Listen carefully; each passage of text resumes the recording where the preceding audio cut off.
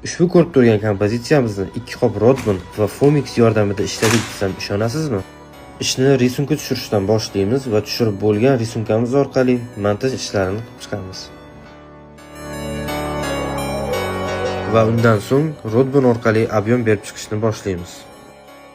Ko'rib turibsizki, bo'rtma qismlari ham ishlab bo'ldik. Endi esa Fomix joylarini ishlab chiqamiz.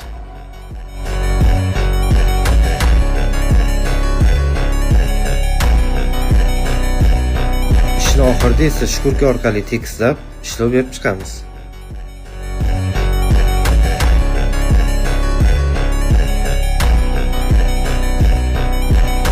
Ko'rib turganingizdek, bizning ushbu kompozitsiya tayyor bo'ldi. Mehnatimizga like bosishni unutmang. Izohlarda fikringizni qoldiring va videoni yaqinlaringizga yuborib qo'ying. Bizni yo'qotib qo'ymaslik uchun obuna bo'lib qo'yishni unutmang. Bu ishimizni